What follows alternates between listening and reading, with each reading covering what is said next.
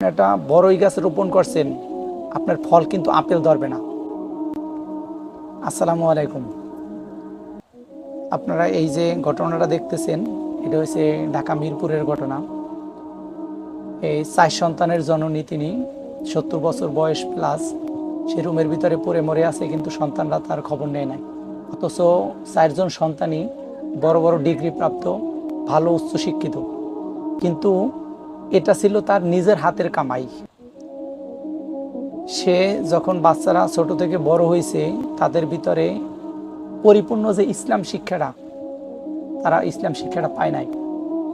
বড় ডিগ্রি অর্জন করাইতে পারছে ঠিকই, কিন্তু ইসলাম শিক্ষা দিতে পারে নাই।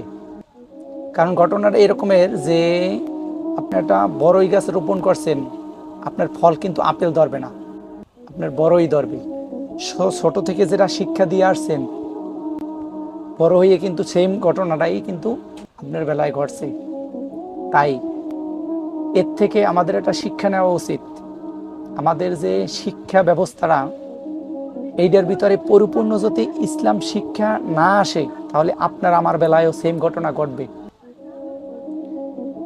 তাই আপনার মতামত কমেন্ট বক্সে লিখে ভিডিওটা এত পরিমাণ শেয়ার করবেন যে, যাতে এই ভিডিওটা যারা বাংলাদেশের শিক্ষা ব্যবস্থার রোডম্যাপ তৈরি করে, তাদের পর্যন্ত পৌঁছায়।